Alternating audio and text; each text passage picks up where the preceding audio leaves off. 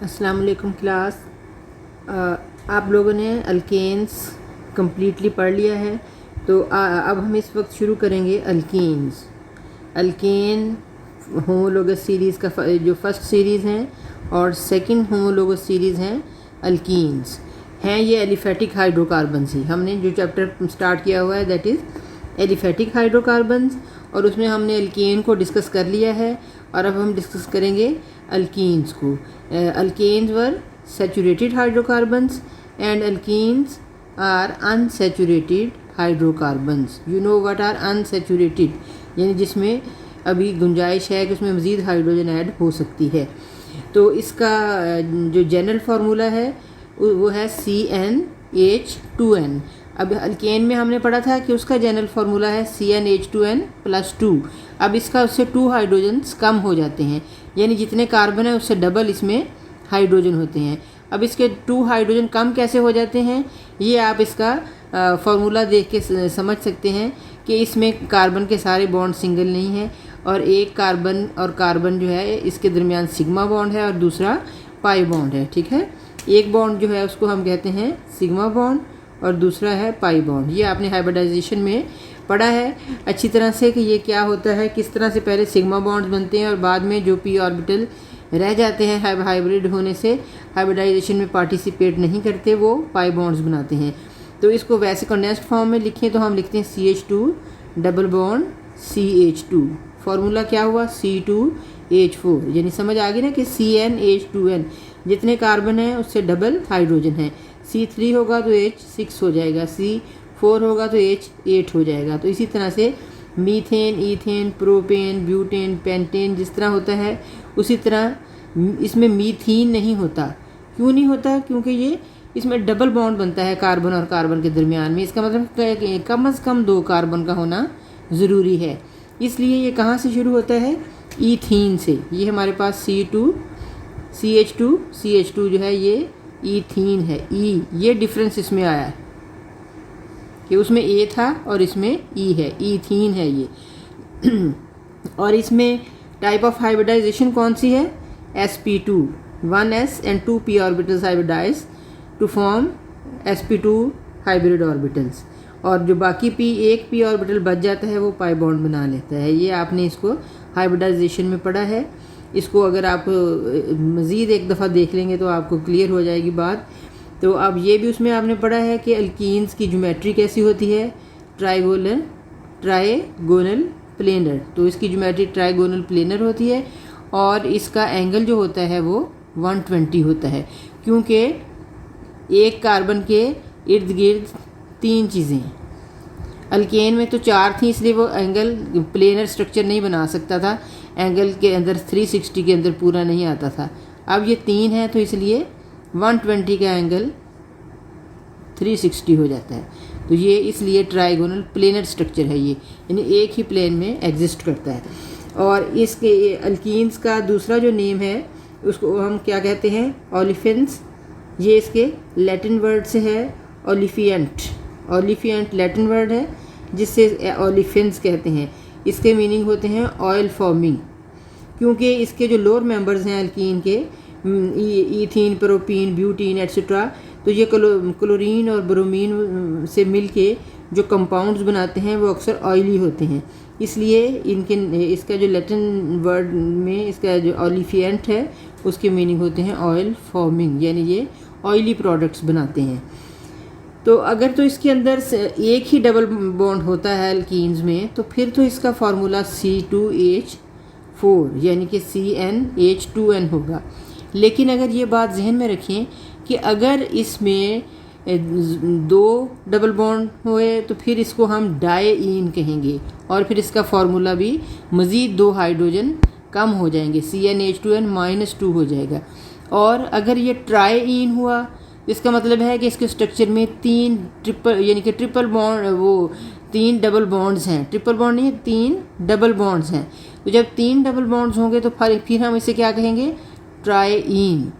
तो फिर इसका फार्मूला, जनरल फार्मूला ये नहीं रहेगा, बल्कि ये इसमें से -4 हो जाएंगे, यानी कि 2 हाइड्रोजन और कम हो जाएंगे, क्योंकि एक डबल बॉन्ड बनता है तो 2 हाइड्रोजन कम होते हैं, दूसरा बनेगा फिर 2 कम हो जाएंगे, फिर 2 कम हो जाएंगे।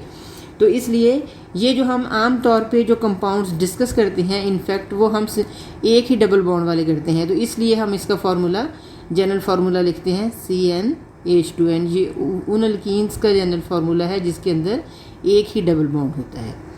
तो ये सारी इसका इंट्रोडक्शन हो गया। तो अब हमने डिस्कस ये करना है कि इसके मेथड्स ऑफ प्रेपरेशन, कि ये किस तरह इसको प्रिपेयर किया जा सकता है। इसमें जो शुरू के मेथड्स ऑफ प्रेपरेशन है वो थोड़े डिफरेंट हैं। तो आज हम इसका वो मेथड ऑफ प्रेपरेशन करेंगे जो कि आपने पहले भी किए हैं, यानी कि जो आपने एल्केन की प्रेपरेशन में मेथड्स पढ़े हैं एल्केन की प्रेपरेशन में, उसी टाइप के अल्कीन की प्रेपरेशन में भी यूज़ होते हैं। वो दो मेथड्स हैं। एक उनमें है हाइड्रोजिनेशन। तो हाइड्रोजिनेशन आपने अब जब आप दूसरी भी पढ़ लेंगे, अल्केन पढ़ा था, अल्कीन पढ़ लेंगे, अल्काइन पढ़ लेंगे, तो फिर आपने इनको आपस में कंपेयर करके भी देखना है। तो हाइड्रोजिनेशन, एडिशन ऑफ हाइड्रोजन, उसमें आपने किस चीज़ में एडिशन की थी हाइड्रोजन की? आपने उसमें अल्कीन्स में हाइड्रोजन की एडिशन की थी। तो आपके पास अल्केन बन गए थे क्योंकि हम प्रेपरेशन ऑफ अल्केन पढ़ रहे थे, ठीक है ना। तो ये बॉन्ड सारे सिंगल हो गए थे इस तरह से। लेकिन अब डिफरेंस देखें, डिफरेंस क्या है इसमें कि अब हमने अल्काइन लेना है। अल्काइन ये होता है स्ट्रक्चर। अगर हम यहाँ नहीं हाइड्रोजन लिखते, इट इज़ अंडरस्टूड कि ये हाइड्रोजन्स ही हैं। तो अब इसमें ये ट्रिपल बॉन्ड होता है। तो हमने जब बनाना है तो हम क्या बनाना चाह रहे हैं? Double bond. मैंने पिछले लेक्चर में भी आपको बताया था कि जिस चीज़ की प्रेपरेशन कर रहे हैं जहन में रखा करें कि प्रोडक्ट में वो चीज़ बनेगी। अब हम क्या चीज़ बना रहे हैं? अल्कीन्स। तो अब प्रेपरेशन इसकी क्या होगी कि अब यहाँ पर हमारे पास अल्कीन आएगी। लेकिन देखें, गौर करें कि अगर हम इस वक्त अल्कीन की हाइड्रोजिनेशन से अल्केन बना सकते हैं, तो अल्काइन की हाइड्रोजिनेशन से जो अल्कीन बनता है, ये तो आगे मज़ीद हाइड्रोजन जब इसमें ऐड हो जाएगी तो ये तो फिर अल्केन बना लेगा, ठीक है। तो इसलिए क्या करते हैं कि इसकी जो हाइड्रोजिनेशन होती है उसको हम पार्शियल हाइड्रोजिनेशन कहते हैं। कौन सी hydrogenation? Partial. In other words controlled hydrogenation. यानी आपने जो हाइड्रोजिनेशन करनी है उसमें एक स्टेप तक होनी चाहिए और उससे आगे और हाइड्रोजन की एडिशन नहीं होनी चाहिए। ये हमारे पास क्या है? इथाइन। इसमें हम एक मॉलिक्यूल ऐड करेंगे। इक्विमोलर क्वांटिटीज़ का मतलब होता है कि अगर एक मोल इसका ले रहे हैं तो एक ही मोल इसका लेंगे। अगर दो मोल लेंगे तो ये दो दफ़ा ऐड होके अल्केन बना देगा। जबकि हम प्रेपरेशन कर रहे हैं अल्कीन्स की, तो हम हाइड्रोजन ऐड करेंगे इसमें और हमारे पास प्रोडक्ट क्या आएगा? कार्बन। कार्बन डबल बॉन्ड है और ये हमारे पास क्या चीज़ आ जाएगी? अल्कीन। यानी इसमें हम इसको नेम दे सकते हैं क्योंकि हमने इसको जनरल तो नहीं लिखा, ये इथाइन है, तो ये क्या चीज़ बनेगी? ईथीन, ठीक है। तो अब इसमें यानी कि हमने कैटलिस्ट ऐसे यूज़ करते हैं कि जो कि आगे इसको प्रमोट नहीं करते रिएक्शन को। एक स्टेप होता है, इसके बाद रिएक्शन स्टॉप हो जाता है। तो इसमें देख, आपने पिछले वाले चैप्टर में सिस ट्रांस आइसोमेरिज्म पढ़ा है। तो वो क्या होता है कि जो डबल बॉन्ड से कार्बन एटम्स आपस में लिंक्ड होते हैं वो सिस ट्रांस आइसोमेरिज्म शो करते हैं। लेकिन उसके लिए कंडीशन क्या थी कि पहले एक सिग्मा बॉन्ड बन चुका हो, एक पाई बॉन्ड हो। दूसरी कंडीशन क्या थी कि दोनों एटम्स डिफरेंट हों, कार्बन के साथ अटैच दोनों एटम डिफरेंट हों, फिर वो सिस ट्रांस आइसोमेरिज्म शो कर सकते हैं। अब आप इसी को देखें कि इसमें आप कुछ नहीं बता सकते कि ये सिस कंपाउंड कौन सा है और ट्रांस कौन सा है। लेकिन अगर आप इसमें ये स्ट्रक्चर आप ले लें, CH3 C triple bond C और यहाँ पे CH3, इस स्ट्रक्चर को क्या कहेंगे? ब्यूटाइन। ये ब्यूटाइन है, 4 कार्बन एटम है। तो ब्यूटेन जिस तरह होता है, फिर ब्यूटीन होता है, फिर ब्यूटाइन। ब्यूटाइन ये ट्रिपल। अब इसमें हमने क्या करना है, हाइड्रोजन ऐड करनी है। लेकिन इसमें हम कैटलिस्ट क्या यूज़ करेंगे, इसमें हम बेरियम सल्फेट के ऊपर जो है वो लेड जो है, लेड किसके ऊपर सपोर्टेड होगा, बेरियम सल्फेट पे। और क्यूनोलीन एक कंपाउंड होता है, ये हम कैटलिस्ट को इसमें सोक कर लेते हैं। वजह उसकी क्या होती है कि इसको हम कहते हैं कि ये कैटलिस्ट फिर स्लो डाउन हो जाता है, यानी कि ये इसको एक स्टेप तो करने की परमिशन देता है, लेकिन उससे आगे ईथीन तो बन जाती है, लेकिन ईथीन में मज़ीद हाइड्रोजन ऐड होके इथाइन नहीं बनती, यानी कि अल्काइन से अल्कीन बनती है, अल्कीन से फिर आगे रिएक्शन नहीं होता जो उसको अल्केन में कन्वर्ट कर दे। ठीक है, तो इसको हम कहते हैं पॉइजनिंग ऑफ ए कैटलिस्ट, यानी कि ये कैटलिस्ट है, इसमें कोई ऐसा केमिकल डालते हैं जो कि इसको पॉइजन कर देता है, यानी इसको स्लो डाउन कर देता है।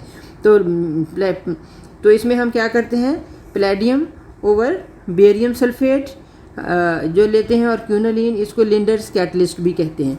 अच्छा, ये तो हो गया कैटलिस्ट के बारे में, ठीक है ना।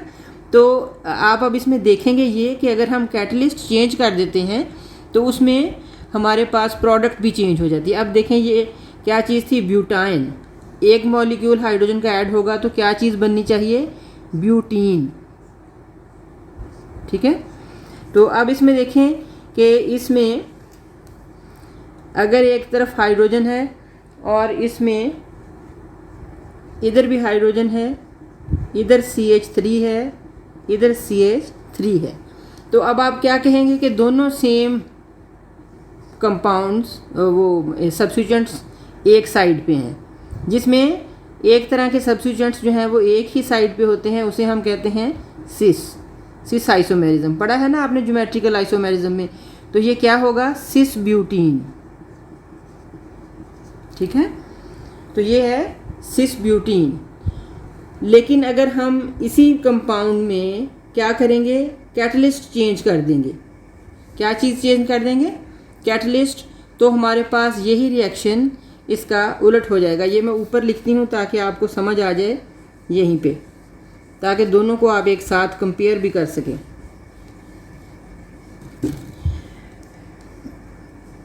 अब आपके पास क्या है, ब्यूटाइन, ट्रिपल बॉन्ड है, CH3C triple bond C, carbon की वैलेंसी कितनी है, 4।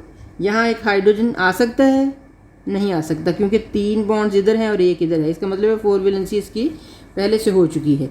ठीक है, तो अब ये ब्यूटाइन है।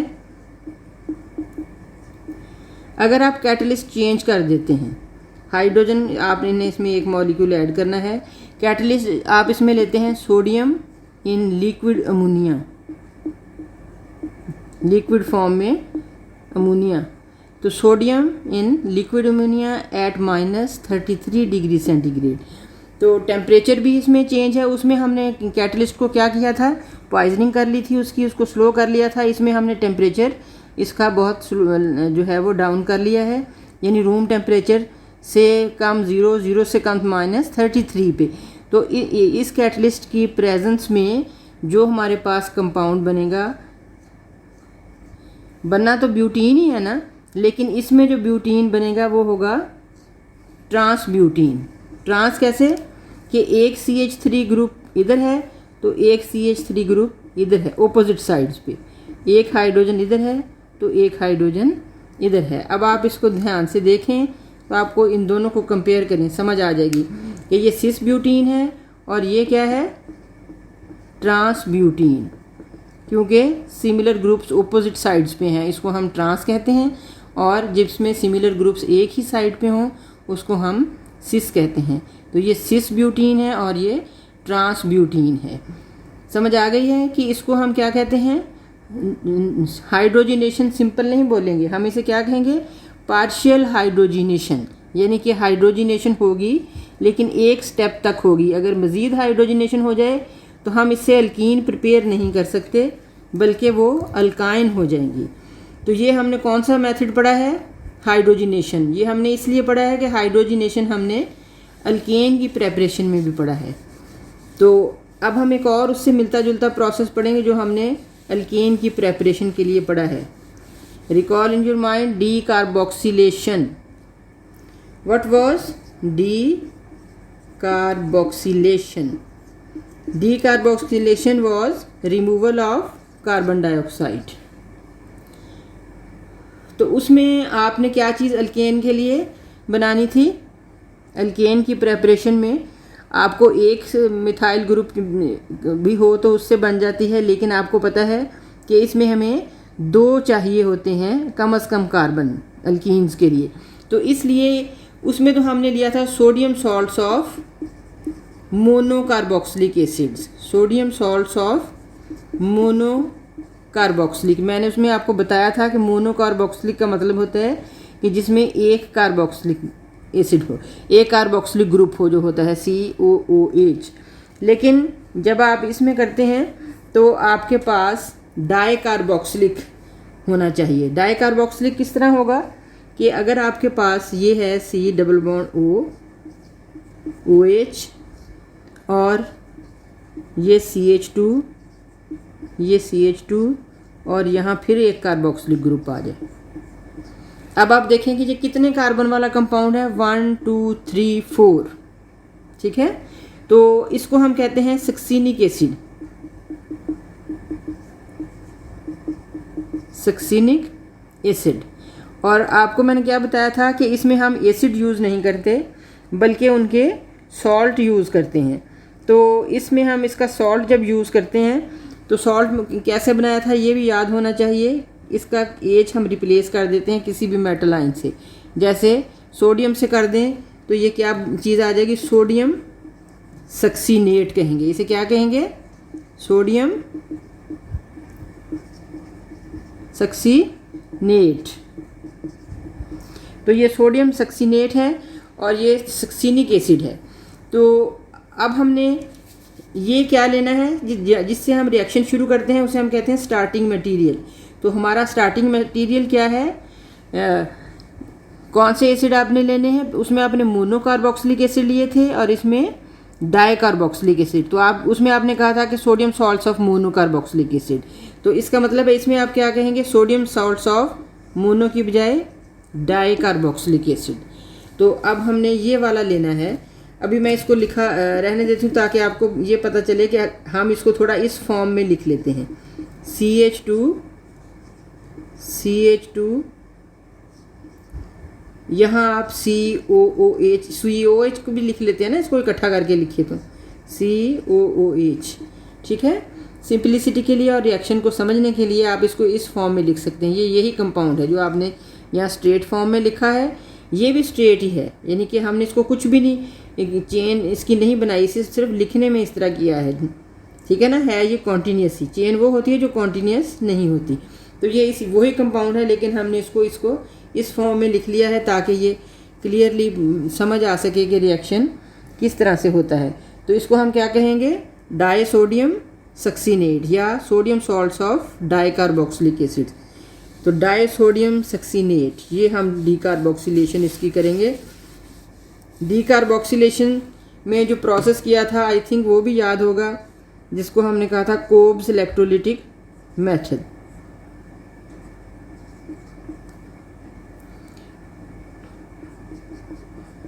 कोब्स इलेक्ट्रोलिटिक मेथड, इसका मतलब क्या हुआ कि इसमें इलेक्ट्रोलिसिस होगी। तो इसमें इलेक्ट्रोलिसिस का सबसे पहला स्टेप क्या होता है, आपके पास है डाइसोडियम सक्सीनेट CH2COONA। तो जब आप इसका वाटर इसमें ऐड करते हैं तो क्या होगा, आयोनाइज हो जाता है। उसमें भी पहला स्टेप यही था ना। अब हम इसका मैकेनिज्म लिख रहे हैं। वैसे आपको पता ही है ना कि इसमें प्रोडक्ट क्या क्या आएंगी। जो उसमें आती थी उसमें अल्केन बना था, कार्बन डाइऑक्साइड बनी थी, सोडियम हाइड्रोक्साइड बना था और हाइड्रोजन, वही सारी चीज़ें इसमें बनेगी। तो इसलिए मैंने इसका मैकेनिज्म से स्टार्ट कर दिया है। कंप्लीट रिएक्शन बिल्कुल उसी की तरह है, बाद में इसको लिख लेंगे। तो मैकेनिज्म इसका क्या है कि ये आयोनाइज होगा पहले। तो क्या बनाएगा,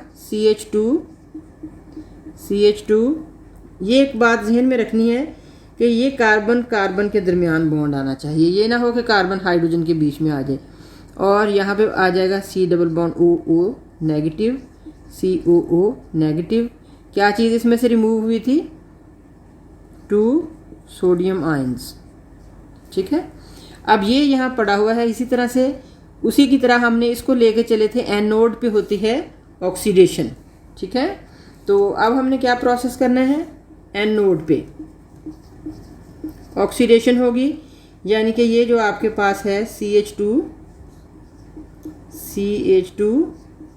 COO नेगेटिव, COO नेगेटिव, तो इसमें से रिमूवल ऑफ इलेक्ट्रॉन, एक इलेक्ट्रॉन इधर से रिमूव होगा, एक इलेक्ट्रॉन इधर से रिमूव होगा।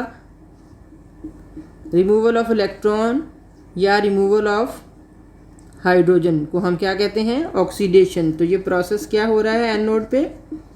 ऑक्सीडेशन। तो यहाँ पे क्या रह जाएगा? COO नेगेटिव चार्ज था ना, तो अब ये एक इलेक्ट्रॉन आ जाएगा और यहाँ पे भी एक इलेक्ट्रॉन। और आपको याद होगा अभी हमने फ्री रेडिकल्स पढ़े हैं, तो ये फ्री रेडिकल बन गया है और साथ हमारे पास 2 इलेक्ट्रॉन्स जो है वो आ गए। ठीक है ना, तो अब ये 2 इलेक्ट्रॉन्स हैं और ये हमारे पास क्या चीज़ है? Free radical. ठीक है, इसका जो एनाइन बना था उसका फ्री रेडिकल है ये। अब अगला स्टेप इसका क्या है? आपने उसमें ये किया था और आई थिंक आपको याद होगा कि इसमें अगले स्टेप में हमारे पास क्या चीज़ बनती थी कि ये वाला बॉन्ड ब्रेक हो जाता था। यहाँ हमने इसको इकट्ठा करके लिखा है, हम इसको ओपन करके भी लिख सकते हैं। ओपन करके हम इसे लिखेंगे तो इस तरह से लिख देंगे, C डबल बॉन्ड O, उसमें हमने ऐसे लिखा था O negative, C double bond O negative. ठीक है, आप इसको ऊपर लिखें, क्योंकि ये थोड़ा सिमेट्री को ख़राब करता है, इसलिए हम चीज़ों में सिमेट्री का भी ख्याल रखते हैं, हम इसको इधर लिख देते हैं। ठीक है, तो ये CH2 COO नेगेटिव था, अब इसमें से एक इलेक्ट्रॉन रिमूव हो गया, तो ये फ्री रेडिकल्स हैं। तो जिस तरह उसमें बॉन्ड ब्रेक हुए थे, कैसे हुआ था? ये बॉन्ड ब्रेक होगा, ये अपना अपना इलेक्ट्रॉन ले लेंगे। फ्री रेडिकल्स में इसी तरह बॉन्ड ब्रेक होता है कि दोनों एटम्स अपना अपना इलेक्ट्रॉन ले लेते हैं। तो जब ये इस कार्बन पे आ जाएगा, ये इस कार्बन पे, तो ये कार्बन और ऑक्सीजन मिलके क्या बना देंगे? प्रोडक्ट इसका क्या आएगा? 2 कार्बन डाइऑक्साइड। ठीक है, ये कार्बन डाइऑक्साइड यहाँ से, एक कार्बन डाइऑक्साइड यहाँ से रिमूव होगी और ये क्या चीज़ बन जाएगी? ये वाली जो है, ये देखें, ये CH2 था और ये भी CH2 था। अब इन्होंने भी अपना अपना एक इलेक्ट्रॉन ले लिया है, तो एक इलेक्ट्रॉन इसके ऊपर है, एक इलेक्ट्रॉन इसके ऊपर है। ठीक है, अब उसमें तो ये था कि 2 हमने मॉलिक्यूल्स लिए थे और अलग-अलग यूनाइट किया था। अब इनमें आप देखें ना, एक बॉन्ड तो पहले से बना हुआ था। ठीक है, अब एक इलेक्ट्रॉन इसने अपना ले लिया है, किसने? अगर आप इस साइड पे लिखा हुआ है इधर लिख लें, इन दोनों को यूनाइट कर दें, तो क्या चीज़ बन जाएगी? ईथीन। समझ आ गई कि इसमें हम 2 कार्बन वाला कंपाउंड यानी डाई कार्बोक्सिलिक एसिड क्यों लेते हैं? क्योंकि इसमें हमने पहले सिंगल बॉन्ड ऑलरेडी बना हुआ होगा, एक बॉन्ड और बन जाएगा, ये जो फ्री रेडिकल बनेंगे, और साथ प्रोडक्ट में आ जाएगा कार्बन डाइऑक्साइड। ठीक है, ये इस वाले मॉलिक्यूल से, ये इस वाले फ्री रेडिकल से ये चीज़ बनी है, कार्बन डाइऑक्साइड और ईथीन। ये जो रेडिकल और ये रेडिकल मिल के आपस में बॉन्ड बना लेंगे। ठीक है, तो एनोड पे ये ऑक्सीडेशन हो गई। अब ये बिल्कुल उसी से रिजेंबल करती है। अब आपने इन दोनों को एक साथ लिख के करना है ताकि आपको समझ आए कि ये हमने कैसे किया है। अब इसका सेकंड जो है वो हमने क्या करना है? कैथोड पे। कैथोड पे क्या कौन सा प्रोसेस होता है? अगर एनोड पे ऑक्सीडेशन होती है तो कैथोड पे क्या होता है? लाजमी उस पर रिडक्शन होगी। कैथोड पे रिडक्शन। रिडक्शन क्या होती है? एडिशन ऑफ हाइड्रोजन, और इलेक्ट्रॉन के लिए भी वही बोलते हैं, एडिशन ऑफ इलेक्ट्रॉन्स। तो अब इसमें हमारे पास क्या चीज़ थी? वाटर। वाटर स्प्लिट होके क्या बनाता है? H पॉजिटिव प्लस, यानी कि hydrogen ions and hydroxyl ions. ठीक है, तो अगर आप 2 वाटर मॉलिक्यूल्स लेते हैं तो 2 हाइड्रोजन आयंस बनते हैं और 2 हाइड्रोक्सल आयंस बनते हैं। आपके पास पिछले प्रोसेस में कौन कौन सी चीज़ें बनी थी? एक तो ईथीन बन गया, वो हमारे पास प्रोडक्ट है, और उसके साथ क्या 2 इलेक्ट्रॉन्स लिबरेट हुए थे, तो वो जो 2 इलेक्ट्रॉन्स हैं वो इन 2 हाइड्रोजन्स में ऐड हो जाएंगे और ये बना देंगे हाइड्रोजन मॉलिक्यूल। ठीक है, तो अब हमारे पास क्या चीज़ बची हुई है, यानी कि प्रोडक्ट्स में से हमारे पास 3 प्रोडक्ट्स बन चुकी हैं। अब ये 3 प्रोडक्ट्स कौन कौन सी बन चुकी हैं? CH2 ethene plus 2 carbon dioxides plus ये हाइड्रोजन बन गया। अब प्लस कौन सी चीज़ रह गई है बनने वाली? तो आप गौर करें कि आपके पास यहाँ पे हाइड्रोक्सल है और ये मैंने यहाँ पे जब इसको लिखा था आयोनाइज होता है तो 2 सोडियम आयंस यहाँ थे। अब ये सोडियम आयंस और ये हाइड्रोक्सल ये मिलके क्या बनाएंगे? 2 सोडियम आयंस प्लस 2 हाइड्रोक्सल ये मिलके बना देंगे 2 सोडियम हाइड्रोक्साइड। तो इसका मतलब है कि हमारे पास कितने प्रोडक्ट्स आ गई? प्लस ये वाली 2 सोडियम हाइड्रोक्साइड, ये हमारे पास प्रोडक्ट्स हैं। ये हमारे पास मेन प्रोडक्ट है जो हम बनाना चाह रहे होते हैं, ये सब बाय प्रोडक्ट्स हैं। ठीक है, जो प्रोडक्ट के साथ बाकी चीज़ें बनती हैं जो आप बनाना नहीं चाह रहे होते वैसे रिएक्शन में बन जाती हैं, उसे हम बाय प्रोडक्ट्स कहते हैं। और ये हमारा मेन प्रोडक्ट है जो हम बनाना चाह रहे थे। तो ये कौन सा रिएक्शन हमने किया है? कोब्स इलेक्ट्रोलिटिक मेथड। ये तीनों की प्रेपरेशन में यूज़ होता है, एल्केन की प्रेपरेशन में, अल्कीन की प्रेपरेशन में और अल्काइन की। अब हमने एल्केन में भी पढ़ लिया है और अल्कीन में भी। तो उसमें आपने देखा कि डिफरेंस क्या है, मैकेनिज़्म सारा तकरीबन उसी तरह से है लेकिन उसका स्टार्टिंग मटेरियल डिफरेंट है। तो जब आप जहन में सोचेंगे कि आप क्या अल्काइन में क्या डिफरेंस होगा, उसमें तो था कौन सा था? Sodium salt of monocarboxylic acid alkane के लिए, अल्कीन के लिए सोडियम और potassium salts of dicarboxylic acid. तो अब क्या अल्कीन के लिए क्या होगा, ये आपने सोचना भी है और इन दोनों को कंपेयर करके लिखना और याद भी करना है। चलें जी, अल्लाह हाफिज़।